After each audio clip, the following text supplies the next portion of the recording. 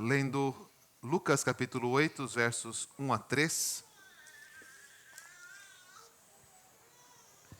E perguntar um pouquinho sobre como que nós temos nos colocado, nos portado como parte do povo de Deus, como aqueles a quem o Senhor tem chamado de sua igreja, e como que podemos exercer bem esta condição de discípulos de Jesus, de povo de Deus, na qual fomos colocados pelo Evangelho.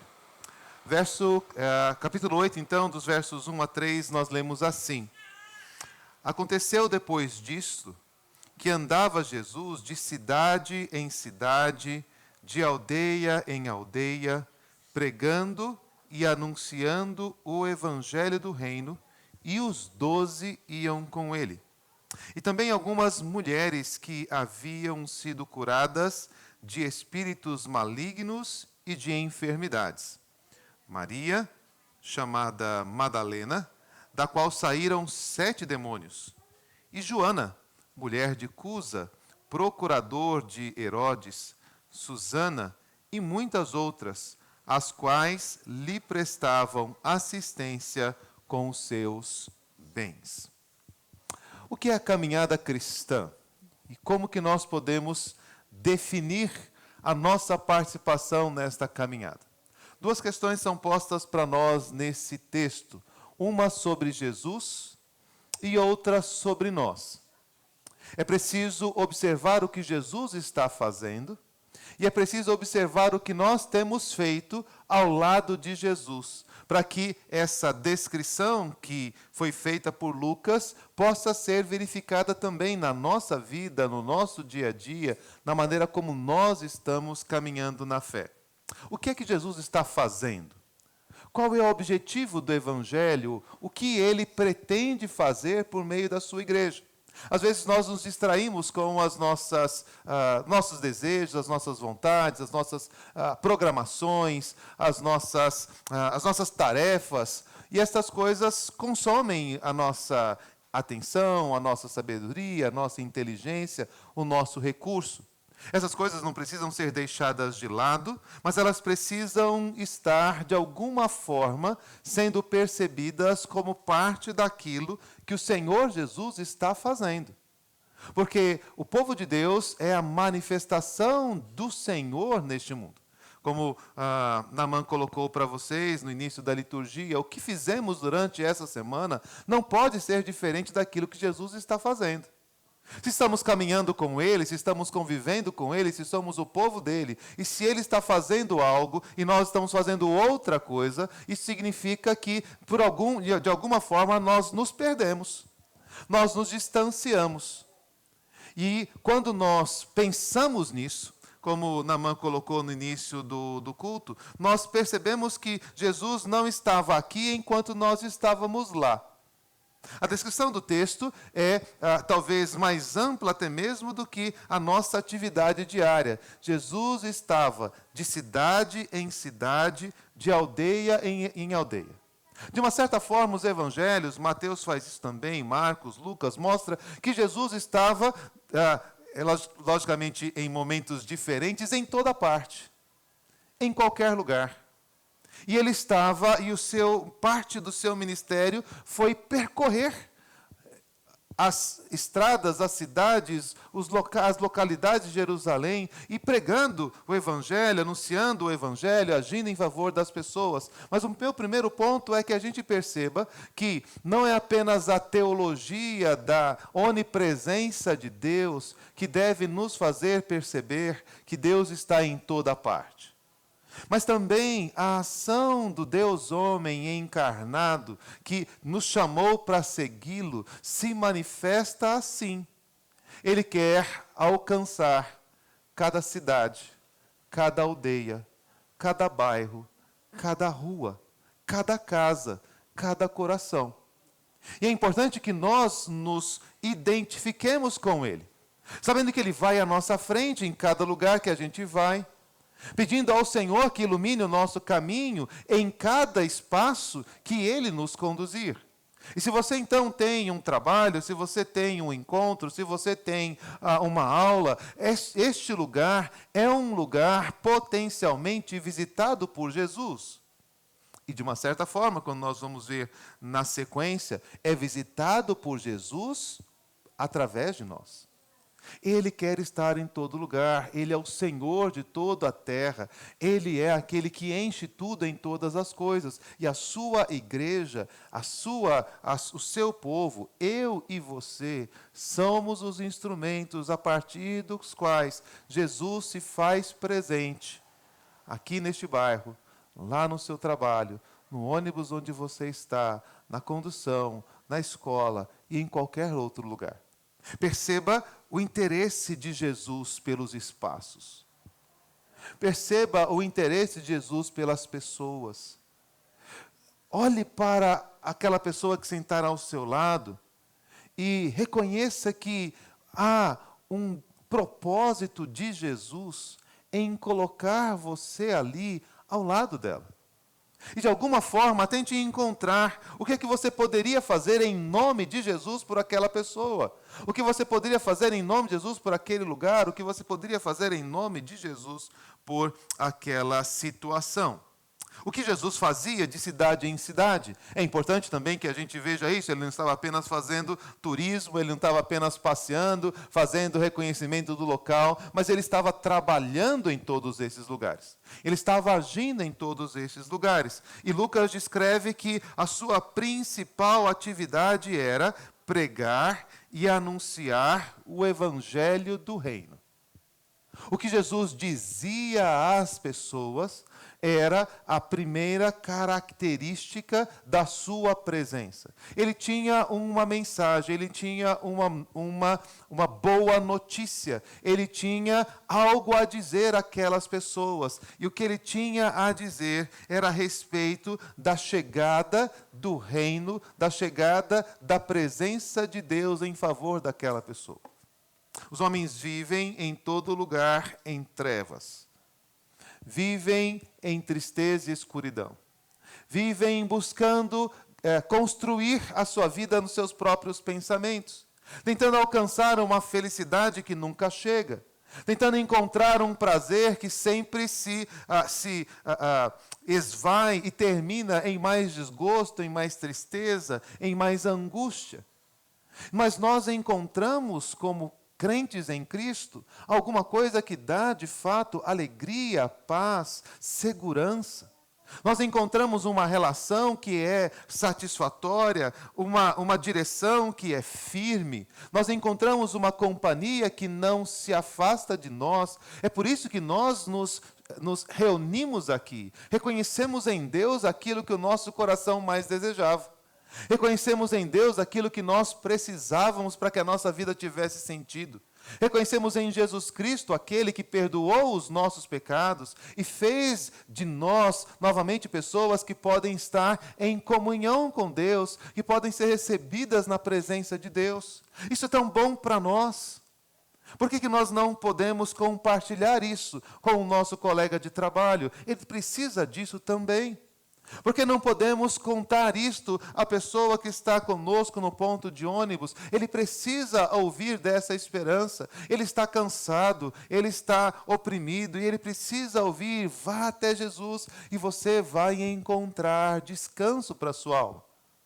Talvez ele esteja preso a vícios, preso a males, a crimes, a pecados. Ele tenha dificuldades dentro da sua casa, lutas com seus filhos, com a sua esposa, com o seu marido. E nós temos a boa notícia. O rei chegou. Ele vem nos pastorear. Ele abraça aqueles que nele confia, protege, dirige, fortalece. Jesus ia por toda parte anunciando: o reino está próximo, o reino está chegando. Sim, ele dizia: arrependam-se, tomem cuidado com aquilo que vocês estão fazendo, prestem atenção no modo como vocês estão vivendo, olhem bem o que vocês têm feito com a sua vida, vocês vão prestar conta delas.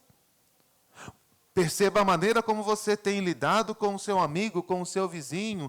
Observe quais são as coisas que têm sido alvo da sua atenção. Talvez essas coisas desagradem a Deus. As pessoas precisam saber disso, ser alertadas de que o rei está chegando e ele vai salvar, mas ele também vai julgar com justiça aqueles que praticam iniquidade. E se nós não buscarmos em Jesus Cristo, aquele que nos guia pelos caminhos retos, aquele que nos dirige pelas veredas que vão nos encaminhar até a presença de Deus, nós certamente nos perderemos. Você sabe disso. Você tem aprendido sobre isso.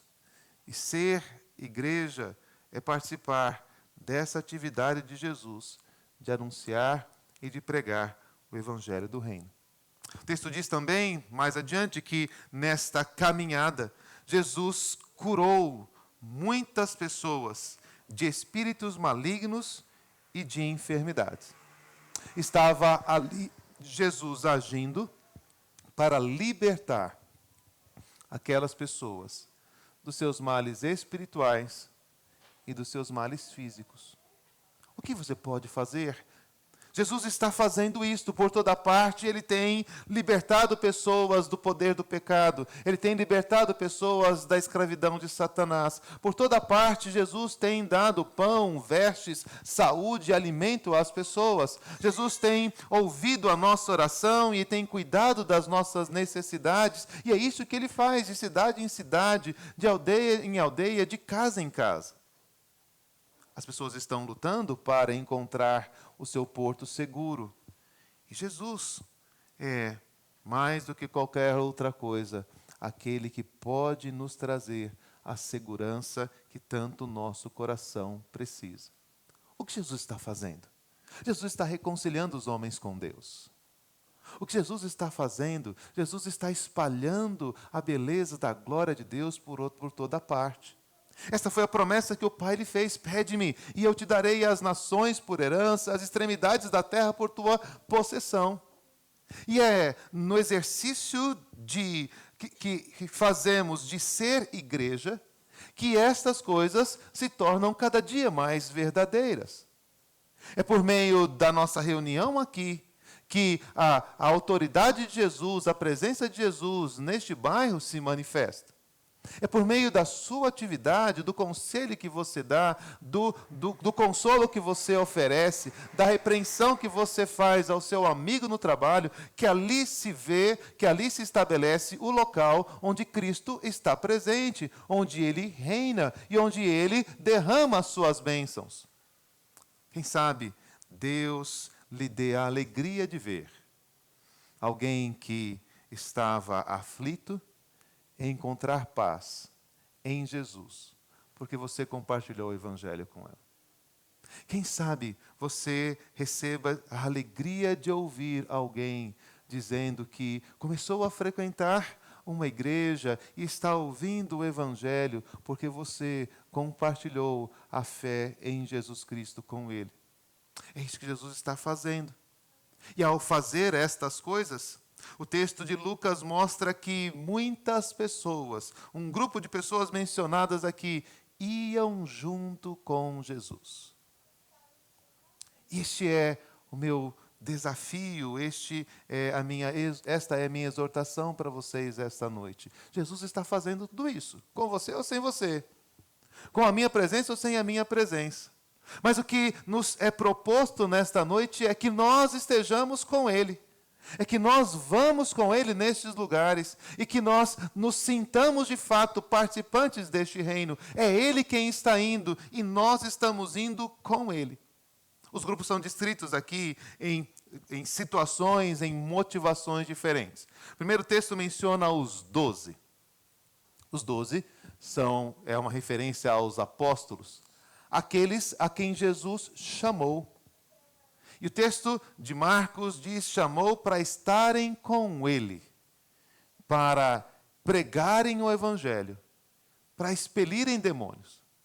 Esses 12 foram formalmente chamados para trabalhar com Jesus na obra de Jesus. Eles estavam comprometidos de forma explícita. Eles estavam comprometidos de forma clara. Eles foram chamados por Jesus e a única forma de não participar disso era dizendo: não, Jesus, eu não vou. Porque Jesus tinha chamado. E cabia a eles atender. A gente sabe que um deles era traidor, parece que ele foi meio constrangido, parece que ele tinha outros interesses, não sabemos exatamente em que momento que Judas vai expressar a sua dissonância,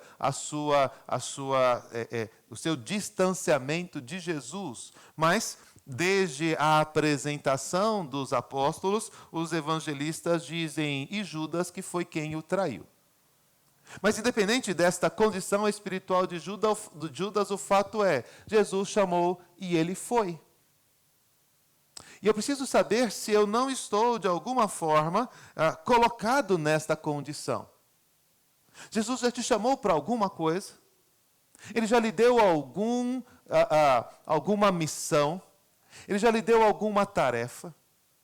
E essa não é uma coisa muito difícil de verificar.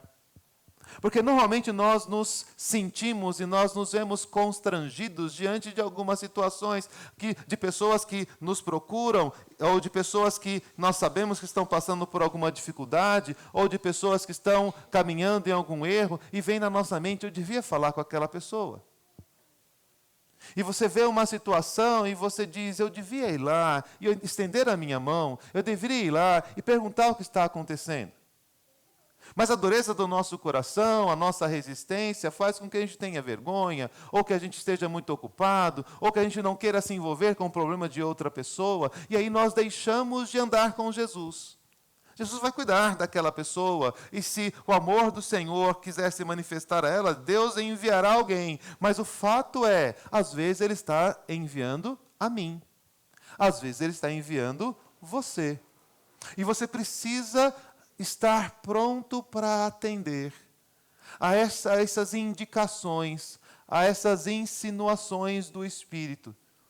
Às vezes nos lembrando de orar por alguém, às vezes nos lembrando de ligar para alguém, às vezes nos movendo a oferecer um auxílio, oferecer uma ajuda, oferecer um bem para alguma pessoa. Às vezes nos colocando na posição de perguntar, você está precisando de alguma coisa? Está precisando de alguma ajuda? Precisa descansar? Quer que eu tome o seu lugar um pouco? Quer que eu ore com você? Quer que eu leia a Bíblia com você? Eu não sei as coisas que Deus coloca no seu coração para fazer. Mas os 12 caminhavam com Jesus, atendendo a este chamado, voluntariamente fazendo aquilo que Jesus explicitamente disse a eles para fazer. Ser igreja é andar com Jesus, atendendo aquilo que Jesus nos chamou para fazer. Mas esse não é o único grupo que anda com Jesus. O texto diz que também algumas mulheres que haviam sido beneficiadas por Jesus andavam com ele. O segundo grupo que vai com Jesus é aquele grupo que foi beneficiado, aquele grupo que foi alvo da sua graça. Depois de ter sido alcançado por Jesus, tendo sido libertado de espíritos malignos, como é o caso de Maria Madalena, ou tendo sido curada por Jesus de enfermidades, supomos que seja o caso de Joana, Susana e algumas outras, mas não importa, tendo sido abençoadas por Jesus, essas mulheres disseram, eu vou para outro lugar.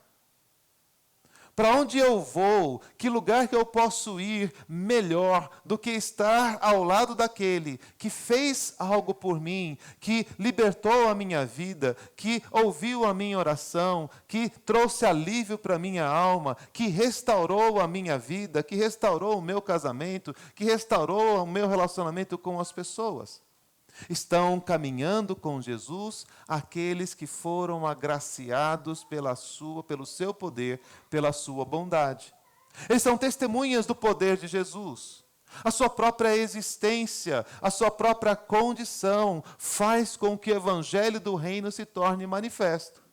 E isso é verdade também sobre você em toda parte em que você estiver. Não apenas nós estamos colocados ali para oferecer algo às pessoas, mas também estamos ali para sermos testemunhas daquilo que Deus fez por nós. Para podermos demonstrar a outros a alegria que Ele põe no nosso coração, mesmo tendo que enfrentar lutas, dores e tristezas. Nós somos sustentados por Jesus e esse é um testemunho que você precisa dar. Para que as pessoas vejam o seu empenho, o seu trabalho, a sua dedicação, honrando e glorificando a Jesus, uma vez que Ele é a razão da sua vida, o sentido do seu trabalho, honrar e engrandecer o nome de Deus é o propósito da sua vida. Você está ali como testemunha. Exemplo para os seus filhos, você está ali como referência para os seus vizinhos. E ser conhecido como crente, ser reconhecido como filho de Deus, deve ser alguma coisa que diga, essas pessoas foram pessoas de alguma forma alcançadas por Jesus, transformadas por eles, ajudadas pelo seu poder, e elas são a prova viva de que o Senhor Jesus está presente, atuando, transformando, restaurando, conduzindo, sustentando as pessoas. Ao andar com Jesus, nós continuamos recebendo as suas bênçãos, continuamos vendo aquilo que Ele tem feito, continuamos experimentando os seus sinais, as suas maravilhas, e precisamos então continuar testemunhando. Precisamos continuar contando às pessoas o que Ele fez por nós. É bem provável que, quando alguém chegasse perto de Maria Madalena e perguntasse quem é esse homem que está falando essas coisas, ela diria, este foi o meu Salvador, ele me libertou de 7 espíritos malignos. Talvez alguém chegasse perto de Susana, chegasse perto de Joana e perguntasse, por que vocês estão com ele? E Joana dissesse, olha, eu tinha tudo no palácio. Meu marido é procurador do rei. Ele tem uma alta posição, mas eu nunca recebi das benesses deste mundo, das benesses do palácio, aquilo que Jesus fez pela minha vida. Nenhum médico, nenhum sábio, nenhum professor pôde me curar, pôde me ensinar como Jesus me ensinou. E por isso, eu deixei todo o conforto do palácio para poder estar com Jesus. Porque aquilo que eu encontrei em Jesus, eu não poderia encontrar em nenhum outro lugar. Jesus está fazendo isto. E nós estamos caminhando com Jesus porque reconhecemos isso. Por isso é muito importante que nós estejamos reunidos aqui semanalmente, prestando culto, cantando louvores, trazendo os nossos dízimos e ofertas. Mas lembre-se, de cidade em cidade, de aldeia em aldeia, isso também é verdade. Jesus não te sustenta só aos domingos à noite. Jesus te sustenta todos os dias. Ele não te protege só no caminho do culto e na volta para casa. Ele te protege em todo o tempo. Então você precisa dar testemunho desta proteção, deste cuidado. Eu acho muito interessante no texto de Esdras, que Esdras reúne toda a população, chama as pessoas, e eles vão ter que levar os tesouros, a oferta do rei até Jerusalém, e ele então, liberado para o rei para ir, ele chama o povo para fazer um jejum, porque ele diz assim, eu tive vergonha de pedir uma escolta, porque eu disse para o rei que o Senhor nos abençoaria na viagem. Eu acho que eu não fiz muito bem, parece que ele ficou pensando. Certo? Eu devia ter pedido um grupo de soldados para mim, mas agora já foi. Eu disse que Deus me protegeria, então nós vamos orar aqui para que Deus nos proteja nessa viagem. Nós estamos levando riquezas, a viagem é muito longa, tem muitos perigos, mas nós precisamos de proteção, e eu dei esse testemunho, eu não sei onde eu estava com a cabeça, mas eu disse que Deus ia cuidar de nós. E o que aconteceu? Eles foram e chegaram em paz em Jerusalém, com todas as riquezas, e fizeram o trabalho que havia sido designado para eles lá. Onde você estiver, é o lugar onde você pode dizer o que Deus tem feito por você. E isto é estar com Jesus. É poder mencionar a presença dele na sua vida. Por fim, estão com Jesus, o texto diz, essas mulheres e outras, prestando-lhe assistência com os seus bens. O terceiro grupo de pessoas, ou a terceira condição pela qual nós podemos estar com Jesus, é quando nós, reconhecendo esta relação com Jesus, colocamos aquilo que nós temos a serviço dele. Uma vez que ele nos chamou para uma missão, uma vez que ele nos beneficiou e encheu o nosso coração da maior de todas as alegrias, a nossa resposta, a nossa reação natural é colocar aquilo que temos, aquilo que somos, aos pés de Jesus, para que ele utilize essas coisas para a sua glória. E então nós encontramos alguém que certamente estava numa vida perdida, como Maria, endemoniada, envolvida com prostituição, mas agora libertada por Jesus, não tem nada melhor a fazer do que poder dedicar a sua vida a servir o seu mestre naquela viagem, naquela jornada. Não sei exatamente o que elas faziam. Não sei se era roupa, se era lavar roupa, se era comida, se era organizar alguma coisa, se era cuidar das crianças do departamento infantil de Jesus. Eu não sei o que elas faziam, eu sei que o tempo de Maria agora era de Jesus.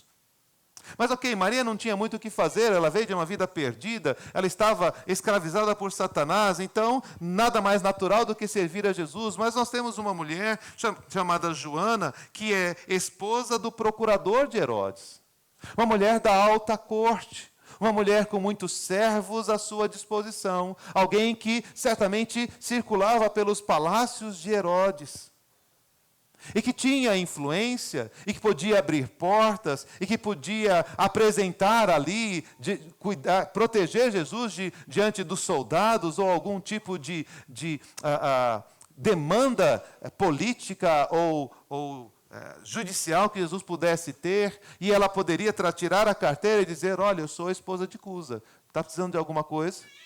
Vai lá falar com meu marido, mas deixa esse homem em paz. Certamente ela teve a oportunidade de usar a sua influência para abrir portas a Jesus e evitar que os soldados romanos o atrapalhassem. Ela também deveria ter recursos, ela sim, né? Devia ter servos, bens, alimentos que pudessem trazer por aquela viagem. O texto diz que essas mulheres colocavam essas coisas à disposição de Jesus. Ser igreja e ser povo de Deus é também se perguntar o que está nas tuas mãos, o que você tem a oferecer para que a obra de Jesus avance, para que a obra do reino continue.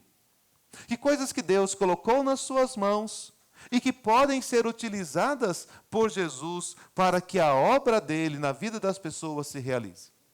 Algumas pessoas não terão nada material e físico para oferecer, como Maria Madalena, mas estão ali oferecendo-se a si mesmas. Outras têm muitos recursos e muitas habilidades, como Joana, mas da mesma forma estão ali presentes para oferecer isto a Jesus. E a pergunta é: o que eu tenho para oferecer a Jesus? Já que estou caminhando com Ele, como posso assisti-lo? Como eu posso contribuir com a sua obra? O que eu posso dar, fazer e empregar? Sim, para servir Jesus, talvez você demande tempo, atenção, cansaço. Hoje, conversando com uma irmã da igreja, ela falava das muitas atividades, questões no trabalho, questões na família, as atividades dela na igreja, e ela estava confusa com muitas coisas que ela tinha que fazer ao mesmo tempo. E certamente preocupada com isso, de ter se perdido no meio de tantas atividades e tantas responsabilidades. E é preciso lembrar, em primeiro lugar, eu disse para ela, que nós servimos na força que Deus supre. E que sim, nós sempre teremos uma limitação, um cansaço, um limite, porque a obra do Senhor Jesus é muito maior do que as nossas forças, a nossa inteligência, a nossa disposição. Mas Deus nos dá forças, Deus nos dá recursos. E à medida então que Deus nos dá estes recursos, o que nós precisamos fazer é empregá-los no serviço do reino, para abençoar o próximo, para auxiliar aquele que precisa de nós, para estender a mão para o nosso irmão, às vezes até para estender a mão para um estranho, para alguém com quem nós não temos convivência, mas a quem Jesus quer de alguma forma abençoar através de mim. Então, o seu tempo precisa ser colocado aos pés de Jesus. Ele é o teu Salvador. A tua casa precisa ser colocada nas mãos de Jesus, para ser um lugar onde o Evangelho e a bênção de Deus está sendo anunciada para os seus vizinhos. O seu emprego precisa ser colocado nas mãos de Jesus, para que as pessoas sejam abençoadas por aquilo que você faz, pelo tratamento que você dá a elas, pela maneira como você as atende, pela responsabilidade com que você executa as suas tarefas. O nome de Jesus precisa ser glorificado através da sua atividade profissional. A maneira como você estuda, as notas que você tira na escola, elas são modos de mostrar que você está comprometido com Jesus e que você quer, sim, mostrar empenho nas coisas que você faz. Ali você pode ter que empregar, talvez, o dinheiro para ajudar alguém. Talvez você precise separar uma roupa, separar algum bem, algum utensílio, para poder socorrer uma pessoa que esteja em falta. Talvez você seja alguém que, tendo recebido de Deus uma bênção, vai compartilhar esta bênção com alguma pessoa que está passando por uma necessidade financeira inesperada. Mas não deixe de perceber que quando andamos com Jesus, nós devemos estar dispostos a oferecer àqueles que estão ao nosso redor aquilo que Jesus tem dado a nós e aquelas coisas que Deus constituiu a nós.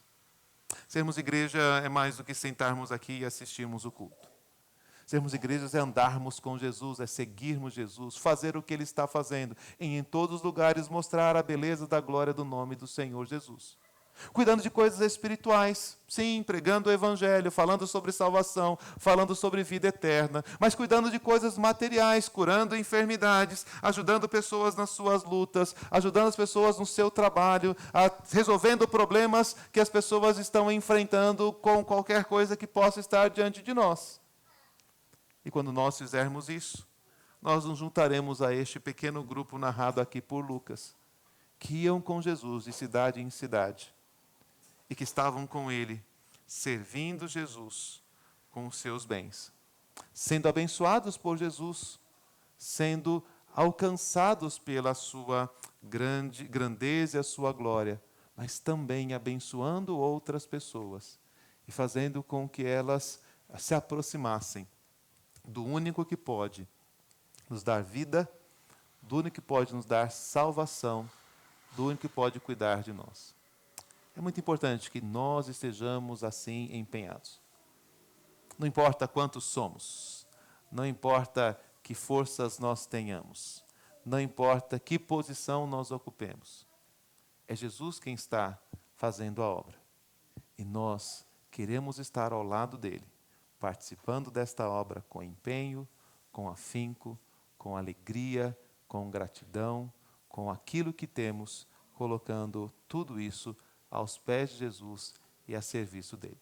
Que Deus nos abençoe, que Deus nos ajude a alcançar todas essas coisas. Vamos orar? Deus, obrigado pelo testemunho que ouvimos através de Lucas, dos discípulos e daquelas mulheres que andavam com Jesus. Seja de modo oficial, seja de modo voluntário, Deus, essas pessoas nos mostraram que grande privilégio nós temos de tendo sido alcançados pelo Senhor. Agora, continuamos a caminhar junto do Teu Filho, vendo, ó Deus, a Sua obra se espalhar por este mundo, e não apenas assistindo, mas fazendo parte dela. Obrigado pelas bênçãos que recebemos, ó Deus, quando nos unimos a Cristo, e nos ajuda, Senhor, também, para que possamos compartilhar estas bênçãos com aqueles que estão ao nosso redor. Faz-nos perceber, ó Pai, que estamos envolvidos neste ministério de cuidar das pessoas, tanto espiritualmente quanto materialmente, e levá-las aos pés de Jesus, para que elas também recebam a mesma alegria, a mesma graça da salvação que recebemos, o mesmo perdão de pecados que foi oferecido a nós e a mesma promessa da eternidade, da vida eterna com o Senhor, que foi trazida, que foi oferecida a nós no Evangelho. Nós te louvamos, ó Deus, por isso e pedimos a tua graça, em nome de Jesus. Amém.